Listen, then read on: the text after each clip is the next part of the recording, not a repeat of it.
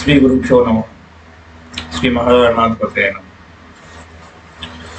ओम नमो प्रणवार्थाय चित्तज्ञानैकमूर्तये निर्मलाय प्रशांताय श्री दक्षिणामूर्तये नमः।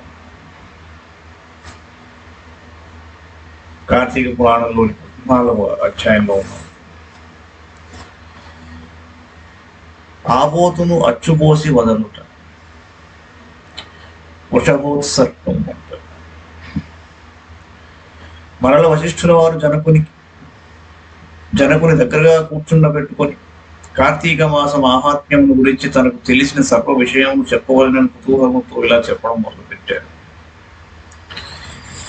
ఓ రాజా, కార్తీక పౌర్ణమి రోజున పితృప్రీతిగా వృషభోత్సర్జనము చేయుట, శివలింగ సాలగ్రామములను దానము చేయుట, ఉసిరికాయలను దక్షిణతో దానము చేయుట మొదలు పుణ్యకార్యములన వలన వెనుకటి జన్మమందు చేసిన సమస్త పాపములను నశింపజేసుకుందు వారికి కోటి యాగములు చేసిన ఫలం దక్కుతుంది. ప్రతి మనుజుని పితృదేవతలను తమ వంశమందెవ్వరు ఆబోతును అచ్చువేసి వదలుదురా అని ఎదురు చూస్తూ ఉంటారు. ఎవడు ధనవంతుడై ఉండి పుణ్యకార్యములు చేయక దాన ధర్మములు చేయక కడుపు ఆబోతునకు అచ్చువేసి పెళ్లి అయినను చేయడు, అట్టివాడు గౌరవాది సకల నరకములు అనుభవించుటయే గాక వాని బంధువులను కూడా నరకమునకు గురిచేయును. తాను ప్రతి సంవత్సరము కార్తీక మాసమును తన శక్తి కొలది దానము చేసి నిష్ఠతో వ్రతమాచరించి సాయం సమయమున శివకేశవులకు ఆలయమునందు దీపారాధన చేసి ఆ రాత్రి అంతయు జాగరం ఉండి మరునాడు తన శక్తి కొలది బ్రాహ్మణులకు సన్యాసులకు భోజనం విడిన వారు ఇహపరములను సర్వసుఖములను అనుభవిస్తారు. కార్తీక మాసంలో విసర్జింపవలసినవి ఏమిటి? ఈ మాసమందు పరాన్న భక్షణ చేయరాదు, ఇతరుల ఎంగిలి ముట్టకూడదు, తినకూడదు, శ్రాద్ధ భోజనం చేయకూడదు, నీరుల్లిపాయ తినరాదు, తిలదానము పట్టరాదు, శివార్చన సంధ్యావందనము చేయని వారు వండిన వంటలు తినరాదు. పౌర్ణమి, అమావాస్య, సోమవారముల నాడు సూర్యచంద్ర గ్రహణపు రోజుల యందున భోజనమును చేయరాదు. కార్తీక మాసమున నెల రోజులు కూడా రాత్రులు భుజించరాదు. విధవ వండినది తినరాదు. ఏకాదశి, ద్వాదశి వ్రతములు చేయువారలు ఆ 2 రాత్రులు తప్పనిసరిగా జాగరం ఉండవలెను. ఒక పూట మాత్రమే భోజనం చేయవలెను. కార్తీక మాసంలో తైలము పూసుకొని స్నానము చేయకూడదు. పురాణములను విమర్శించరాదు. కార్తీక మాసమున వేడి నీటితో స్నానము చేసిన కళ్ళుతో సమానమని బ్రహ్మదేవుడు చెప్పాడు. కావున వేడి నీటితో స్నానం కూడదు. ఒకవేళ అనారోగ్యంగా ఉండి ఎలాగైనా విడవకుండా కార్తీక మాస వ్రతం చేయవలెనన్న కుతూహలం గలవారు మాత్రమే వేడి నీటి స్నానం చేయవచ్చు. అటుల చేయువారులు గంగా, గోదావరి, సరస్వతి, యమున నదుల పేర్లను మనసులో స్మరించి స్నానం చేయాలి. ఏ నది తనకు దగ్గరలో ఉంటే ఆ నదిలో ప్రాతకాలంలో స్నానం చేయవలేను. అటులు చేయని ఎడల మహాపాపి జన్మ జన్మములు నరకకోపమును బడి కృషింతురు. ఒకవేళ నదులు అందుబాటులో లేనప్పుడు నూతి దగ్గర గాని చెరువునందు గాని స్నానం చేయవచ్చు. అప్పుడు ఈ క్రింది శ్లోకమును చదివి మరీ స్నానం ఆచరించాలి. గంగే యమునే చైవ గోదావరి సరస్వతి నర్మదా సింధు కావేరి జలేస్మిన్ సన్నిధింకును అని పఠిస్తూ స్నానం చేయవలయును. కార్తీక మాస వ్రతం చేయువారు పగలు పురాణ పఠనము, శ్రవణము, హరికథా కాలక్షేపములతో కాలం గడపవలెను. సాయంకాలమున సంధ్యావందనాదికాది కృత్యములు ముగించి పూజామందిరమునున్న శివుని కల్పోక్తముగా ఈ క్రింది విధంగా పూజ చేయాలి.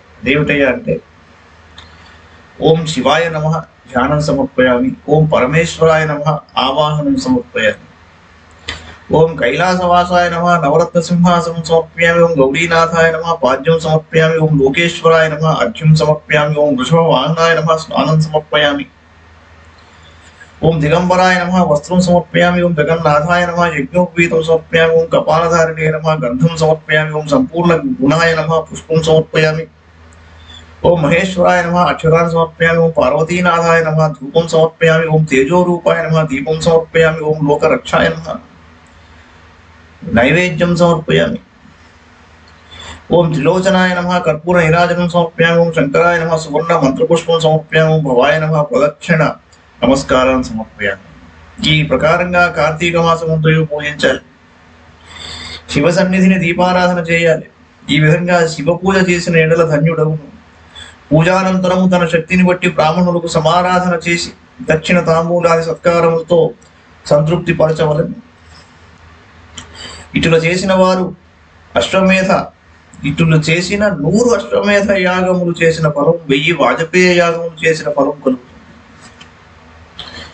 ఈ కార్తీక మాసం నెల రోజులు బ్రాహ్మణ సమారాధన, శివకేశవుల సన్నిధిని నిత్య దీపారాధన, తులసికోట వద్ద కర్పూర హారతులతో దీపారాధన చేసిన ఎడల వారికి, వారి వంశీయులకు, పితృదేవతలకు మోక్షం కలుగుతుంది.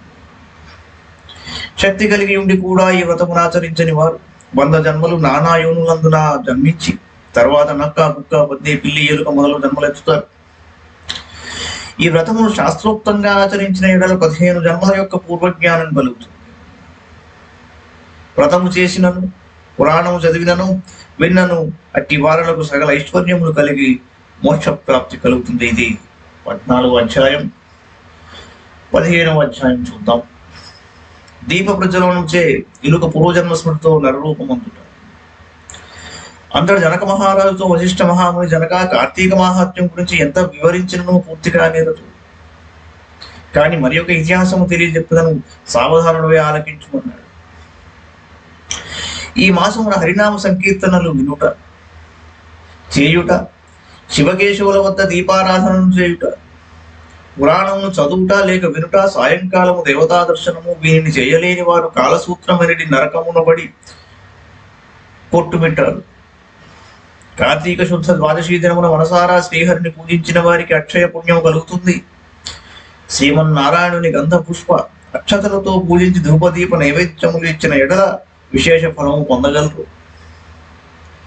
ఈ విధంగా నెల రోజులు విడువక చేసిన ఎడల అట్టివారు దేవదందువులు మోగుచుండగా విమానము మెక్కి వైకుంఠమునకు పోదురు. నెల రోజులు చేయలేని వారు కార్తీక శుద్ధ త్రయోదశి, చతుర్దశి, పూర్ణిమ రోజులందైనా నిష్ఠతో పూజలు చేసి ఆవునేటితో దీపం ఉంచాలి.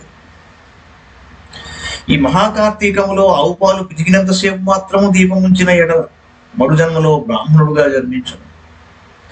ఇతరులు ఉంచిన దీపమును ఎగద్రోసి బుద్ధి చేసిన ఎడలను లేక ఆరిపోయిన దీపమును వెలిగించినను అట్టి వారు సమస్త పాపములు హరించు. అందులో ఒక కథ ఉన్నది, వినండి అన్నాడు. సరస్వతి నదీ తీరమున శిథిలమైన దేవాలయం ఒకటి ఉన్నది. కర్మనిష్ఠుడనే దయార్ద్ర హృదయుడు ఒక యోగి పుంగవుడు ఆ దేవాలయం వద్దకు వచ్చి కార్తీక మాసం అంతే వచనే గడిపి పురాణ పఠనం చేయు తలంపురాగా ఆ పాడుబడి ఉన్న దేవాలయం శుభ్రముగా పూడ్చి నీళ్లతో గడిగి బొట్లు పెట్టి ప్రక్క గ్రామమునకు వెళ్లి ప్రమిదలు తెచ్చి దూదితో ఒత్తులు చేసి 12 దీపములుంచి స్వామిని పూజిస్తూ నిష్ఠతో పురాణము చదువుచుండెను. ఈ విధంగా కార్తీక మాసము ప్రారంభం నుండి చేయుచుండెను. ఒక రోజున ఒక మూషికము ఆ దేవాలయంలో ప్రవేశించి నలుమూలలు వెదకి తినడానికి ఏమీ దొరకనందున అక్కడ ఆరిపోయి ఉన్న వత్తిని తినవలసినదేనని అనుకుని నోట కరచుకొని ప్రక్కనున్న దీపం వద్ద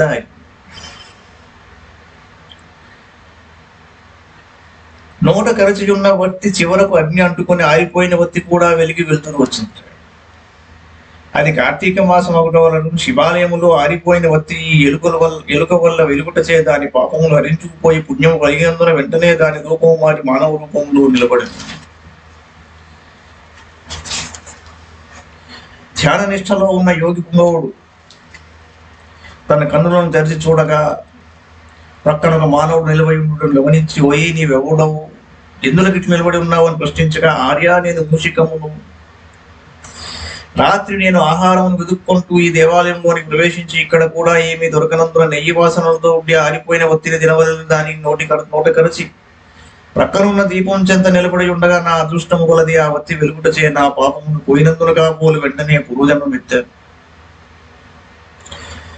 కానీ ఓ మహానుభావ, నేను ఎందుకు ఈ మూషిక జన్మం ఎత్తవలసి వచ్చినో దానికి గల కారణం ఏమిటో విశదీకరింపమని కోరాను. అంత యోగీశ్వరుడు ఆశ్చర్యపడి తన దివ్య దృష్టిచే సర్వమును తెలుసుకుని, ఈ క్రిందటి జన్మలో నీవు బ్రాహ్మణుడవు, నిన్ను బాహ్లీకుడని పిలిచేవారు, నీవు జైనమత వంశానికి చెందినవాడు, నీ కుటుంబాన్ని పోషించుటకు వ్యవసాయమును చేస్తూ ధనాశాపరుడపై దేవపూజలు నిత్యకర్మములు మరచి నీచుల సహవాసం వలన నిషిద్ధాన్నము తినుచు మంచివారులను యోగ్యులను నిందించుచు పరుల స్వార్థ చింత గలవాడవై ఆడపిల్లలను వృత్తి చేస్తూ దానివల్ల సంపాదించిన ధనాన్ని కూడబెట్టుచూ సంస్థ తినుబండారములను కడుచౌకగా కొని తిరిగి వాటిని ఎక్కువ ధరకు అమ్మి అటుల సంపాదించిన ధనమును నీవు అనుభవించగా ఇతరులకు ఇవ్వక ఆ ధనము భూస్థాపితం చేసి పిసినారివై జీవించావు. మరణించిన తరువాత ఎలుగు జన్మమెత్తి వెనుకటి జన్మ పాపం అనుభవించుచుంటివి. నేడు భగవంతుని దగ్గర ఆరిపోయిన దీపాన్ని వెలిగించినందున పుణ్యాత్ముడ వైతివి. దాని వలననే నీకు తిరిగి పూర్వజన్మ ప్రాప్తించినది కాన నీవు నీ గ్రామంలోకి పోయి నీ పెరటి యందు పాతిపెట్టిన ధనమును తవ్వి ఆ ధనముతో దాన ధర్మాలు చేసి భగవంతుని ప్రార్థించుకుని మోక్షం పొందుకుని అతనికి నీతులు చెప్పి పంపించాడు. ఇది 15వ అధ్యాయం. 16వ అధ్యాయం చూద్దాం. వశిష్ఠుడు చెప్తున్నాడు, ఓ రాజా, కార్తీక మాసము దామోదరునికి అత్యంత ప్రీతికరమైన మాసం. ఈ మాసమందు స్నాన దాన వ్రతాదులను చేయుట, సాలగ్రామ దానం చేయుట చాలా ముఖ్యం. ఎవరు కార్తీక మాసమందు తమకు శక్తి ఉన్నా దానము చేయరు, అట్టి వారు రౌరవాది నరక బాధలను పొందుతారు. ఈ నెల దినములు తాంబూల దానం చేయువారు చక్రవర్తిగా. ఆ విధముగానే నెల రోజుల్లో ఏ ఒక్క రోజు విడవకుండా తులసి కోట వద్ద గాని భగవంతుని సన్నిధిని గాని దీపారాధన చేసిన ఎడల సమస్త పాపము నశించుటే గాక వైకుంఠ ప్రాప్తి కలుగుతుంది. కార్తీక శుద్ధ పౌర్ణమి రోజున నదీ స్నానం ఆచరించి భగవంతుని సన్నిధి అంటూ ధూప దీప నైవేద్యముతో దక్షిణ తాంబూలాదులు నారికేళ ఫలదానము చేసిన ఎడల చిరకాలం నుండి సంతతి లేని వారికి పుత్ర సంతానం కలుగుతుంది. సంతానం ఉన్నవారు చేసినచో సంతాన నష్టం జరగదు. పుట్టిన బిడ్డలు చిరంజీవులై ఉంటారు. ఈ మాసంలో ధ్వజస్తంభం నందు ఆకాశ దీపము నుంచిన వారు వైకుంఠమున సకల భోగములు అనుభవిస్తారు. కార్తీక మాసమంతయు ఆకాశ దీపము గాని స్తంభ దీపము గాని ఉంచి నమస్కరించిన స్త్రీ పురుషులకు సకల ఐశ్వర్యములు కలిగి వారి జీవితము అవుతాయి. వారి జీవితములు ఆనందదాయకములు అవుతాయి. ఆకాశ దీపమును పెట్టువారు శాలిధాన్యం గాని నువ్వులు గాని ప్రమిద అడుగున పోసిన దీపముంచవలయును. దీపము పెట్టడానికి శక్తి ఉండి కూడా దీపమును పెట్టని వారును, లేక దీపము పెట్టువారిని పరిహాసమాడువారును చుంచు జన్మవెత్తుతారు. ఇందులో ఒక కథ గలదు, చెబుతాను వినండి. దీపస్తంభము విప్రుడవుట. ఋషులలో అగ్రగణ్యుడను పేరొందిన మతంగ మహాముని ఒక చోట ఆశ్రమాన్ని ఏర్పరచుకొని దానికి దగ్గరలో ఒక విష్ణు మందిరాన్ని కూడా నిర్మించుకొని నిత్యము పూజలు చేస్తూ ఉండేవాడు. కార్తీక మాసంలో ఆ ఆశ్రమం చుట్టుపక్కల మునులు కూడా వచ్చి పూజలు చేస్తూ ఉండేవారు. వారు ప్రతిదినము ఆలయ ద్వారాలపై దీపములు వెలిగించి కడుభక్తితో శ్రీహరిని పూజించి వెళుతూ ఉండేవారు. ఒకనాడు ఆ మునులలో ఒక వృద్ధుడు తక్కిన మునులను చూసి, ఓ సిద్ధులారా, కార్తీక మాసంలో హరిహరాదుల ప్రీతి కొరకు స్తంభ దీపము నుంచినచో వైకుంఠ ప్రాప్తి కలుగుతుందని మనకందరకు తెలిసిన విషయమే కదా. రేపు కార్తీక శుద్ధ పౌర్ణమి. హరిహరాదుల ప్రీతి కొరకు ఈ ఆలయానికి ఎదురుగా ఒక స్తంభము పాతి దానిపై దీపములు పెడదాం. కావున మనమందరము అడవికి వెళ్ళి నిడుపాటి స్తంభమును తోడ్కొని వద్దాం పదండి అన్నాడు. అప్పుడు అందరూ పరమానంద భరితులే అడవికి వెళ్ళి చిలువలు పొలువలు లేని ఒక చెట్టును మొదలంట నరికి దానిని తీసుకొచ్చి ఆలయంలో స్వామికి ఎదురుగా పాతారు. దానిపై శాలిధాన్యము నుంచి అవినేతితో నింపిన పాత్రను దానిపై పెట్టి అందు వత్తి వేసి దీపం వెలిగించారు. పిమ్మటి వారందరూ కూర్చుండి పురాణ పఠనం చేయుచుండగా పెడపెడమును శబ్దం వినిపించింది. అటు చూడగా వారు పాతిన స్తంభము ముక్కలైపడి దీపము ఆరిపోయి చెల్లా చెదురైపడి ఉండెను. ఆ దృశ్యము చూసి వారందరూ ఆశ్చర్యంతో నిలబడి ఉన్నారు. అంతలో ఆ స్తంభం నుండి ఒక పురుషుడు బయటకు వచ్చాడు. వారు అతనిని చూసి, ఓయి, నీవెవడవు? నీవి స్తంభం నుండి ఎలా వచ్చావు? నీ వృత్తాంతం ఏమిటి అని ప్రశ్నించాడు. అంతా ఆ పురుషుడు వారందరకు నమస్కరించి, పుణ్యాత్ములారా, నేను కిందటి జన్మమందు బ్రాహ్మణుడను, ఒక జమీందారుడను. నా పేరు ధనలోభుడు. నాకు చాలా ఐశ్వర్యం ఉండుటచే మదాంధుడనై న్యాయాన్యాయ విచక్షణలు లేక ప్రవర్తించాను. దుర్బుద్ధులలో అలవాటు కావడం వల్ల వేదములు చదువుక శ్రీహరిని పూజింపక దాన ధర్మములను చేయక మెలిగాను. నేను నా పరివారంతో కూర్చుండి ఉన్న సమయమున ఏ విప్రుడైనా వచ్చి నన్ను ఆశ్రయించినను అతనిచే నా కాళ్ళు కడిగించి ఆ నీళ్లు నెత్తి మీద వేసుకోమని చెప్పి నానా దుర్భాషలాడి పంపుతూ ఉండేవాడిని. నేను ఉన్నతాసనంపై కూర్చుండి అతిథులను నేలపై కూర్చుంటానని చెప్పేవాడిని. స్త్రీలను పసిపిల్లలను హీనంగా చూసేవాడిని. అందరూ నా చేష్టలకు భయపడువారే గాని నన్నెవరు మందలింపలేకపోయారు. నేను చేయి పాపకార్యములకు హద్దు లేకపోయేది. దాన ధర్మములు ఎట్టివో నాకు తెలియవు. ఇంత దుర్మార్గుడనై పాపినై అవసాన దశలో చనిపోయి ఘోర నరకంలో అనుభవించి 1,00,000 జన్మల యందు కుక్కనై 10,000 జన్మలు కాకినై 5,000 జన్మలు తొండనై 5,000 జన్మలు పేడ పురుగునై తర్వాత వృక్ష జన్మమెత్తి కీకారణ్యమందుండి కూడా నేను చేసిన పాపములను పోగొట్టుకోలేకపోయాను.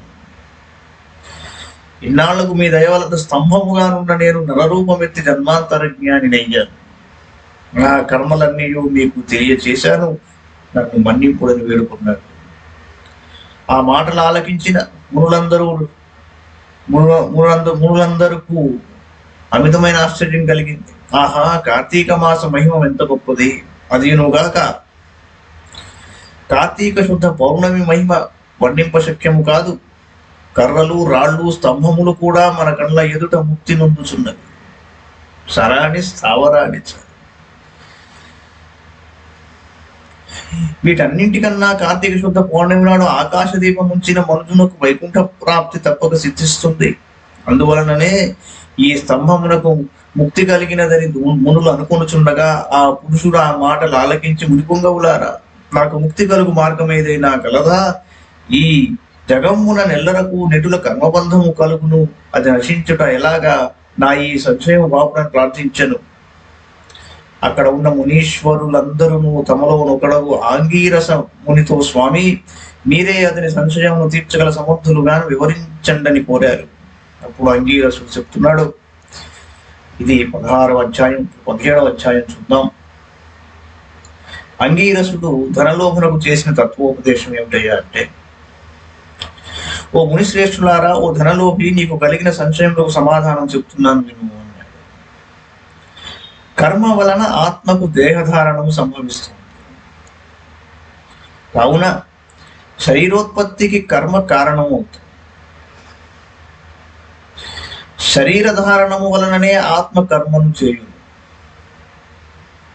కనుక కర్మ చేయుటకు శరీరమే కారణమవుతుంది. స్థూల సూక్ష్మ శరీర సంబంధము వలన ఆత్మకు కర్మ సంబంధము కలుగునని తొలుత పరమేశ్వరుడు పార్వతీదేవికి వివరించాడు. దాని మీకు నేను వివరిస్తున్నాను. ఆత్మ అనగా ఈ శరీరమున అహంకారముగా ఆవరించి వ్యవహరించుచున్నది అని అంగీరసుడు చెప్పగా, ఓ మునీంద్ర, నేను ఇంతవరకు ఈ దేహమే ఆత్మని భావిస్తున్నాను. కనుక ఇంకను వివరంగా చెప్పబడిన వాక్యార్థ జ్ఞానములకు పదార్థ జ్ఞానము కారణముచున్నను. కాన అహం బ్రహ్మ ఎను వాక్యార్థమును గురించి నాకు తెలియజేయండి అని ధనలోభుడు అడిగాడు. అప్పుడు ధనలోభునితో అంగీరసుడు ఇలా అన్నాడు. ఈ దేహము అంతఃకరణ వృత్తికి సాక్షి. నేను నాది అని చెప్పబడు జీవాత్మయే అహం అను శబ్దం. సర్వాంతర్యామి అయి సచ్చిదానంద రూపమైనదే పరమాత్మ నః అను శబ్దం. ఆత్మకు ఘటాదుల వలె శరీరమునకు అర్థం లేదు. ఆ ఆత్మ సచ్చిదానంద స్వరూపము, బుద్ధి సాక్షి, జ్ఞాన స్వరూపి, శరీరేంద్రియములు మొదలగు వానిని వ్యాపారమునందు ప్రవర్తింపజేసి వానికంటే వేరుగా ఉన్నదే, ఎల్లప్పుడూ ఒకే రీతిని ప్రకాశించుచునున్నదే ఆత్మ అనబడుతుంది. నేను అనుమతి శరీరేంద్రియాదులలో ఒకటి కాదని తెలుసుకోవాలి. ఆ దేహేంద్రియాదులను అన్నింటినీ ఏది ప్రకాశింపజేయునో అదే నేను అని నిశ్చయం. అందుచేత అస్థిరములకు శరీరేంద్రియాదులు కూడా నామరూపములతో నుండి నశించునవియేగాక ఇట్టి దేహమునకు జాగ్ర స్వప్న సుషుప్త్యవస్థలు స్థూల సూక్ష్మాకార శరీరములను మూడింటి అందును నేను నాది అని వ్యవహరించేదే ఆత్మ అని గ్రహించుకోన్నాడు. ఇనుము సూదంటురాయిని అంటిపెట్టుకుని తిరుగునట్టు శరీర ఇంద్రియాలు దేనిని ఆశ్రయించి తిరుగుచుండునో అదే ఆత్మ. అలాగే అవి ఆత్మ వలన తమ పనిని చేస్తూ ఉంటాయి. నిద్రలో శరీరేంద్రియాల సంబంధము లేక గాఢ నిద్రపోయి మేల్కొన్న తర్వాత నేను సుఖనిద్రపోయి తిని సుఖముగానున్నది అని అనుకున్నది ఆత్మ. దీపము గాజుగుడ్డులో ఉండి ఆ గాజును ప్రకాశింపజేయనట్లే ఆత్మ కూడా దేహేంద్రియాలను ప్రకాశింపజేస్తూ ఆత్మ పరమాత్మ స్వరూపం ఒకటి వలన దానికి తారాపుత్రాదులు ఇష్టమవుతున్నారు. అట్టి విశేష ప్రేమాస్పదమకు వస్తువేదో అది ఏ పరమాత్మ అని గ్రహించు. తత్వమసి మొదలైన వాక్యములందలి త్వం అను పదమునకు కించిత్ జ్ఞాత్వాది విశిష్టమందు జీవాత్మని అర్థం. తత్ అను పదమునకు సర్వజ్ఞత్వాది గుణ విశిష్టమైన సచ్చిదానంద స్వరూపమని అర్థము. తత్వమసి అనేది జీవాత్మ పరమాత్మల ఏకత్వమును బోధిస్తుంది. ఈ రీతిగా సర్వజ్ఞత్వాది ధర్మములను వదిలివేయగా సచ్చిదానంద రూపం ఒక్కటియే నిలుస్తుంది. అది ఏ ఆత్మ దేహ లక్షణము. ఉండుట, జన్మించుట, పెరుగుట, క్షీణించుట, చచ్చుట మొదలగు 6 భాగములు శరీరానికే గాని ఆత్మకు లేవు. జ్ఞానానంద స్వరూపమే పూర్ణత్వము గలది. వేదములలో దేనికి సర్వజ్ఞత్వము, ఉపదేశము, సంపూర్ణత్వము నిరూపింపబడి ఉన్నదో అది ఏ ఆత్మ. ఒక కుండను చూసి అది మట్టితో చేసినదే అని ఏ విధంగా గ్రహించుమో అటులనే ఒక దేహాంతర్యామి జీవాత్మ పరమాత్మ అని తెలుసుకుంటాం. జీవులచే కర్మఫలం అనుభవింపజేసేవాడు పరమేశ్వరుడని, జీవుల కర్మఫలం అనుభవించుడని తెలుసుకోను. అందువలన మానవుడు గుణ సంపత్తు గలవాడై గురు శుశ్రూషను సంసార సంబంధములకు ఆశలన్నీ విడిచి విముక్తి నందవలై మంచి పనులు తలచిన చిత్తశుద్ధియు దాని వలన భక్తి జ్ఞాన వైరాగ్యమును కలిగి ముక్తి పొందును. అందువలన సత్కర్మానుష్ఠానము చేయవలయు. మంచి పనులు చేసిన గాని ముక్తి లభింపదు అని అంగీరసుడు చెప్పగా ధనలోముడు నమస్కరించి ఇలా అన్నాడు. ఇది 17వ అధ్యాయము. పార్వతీపతయే హర హర మహాదేవ.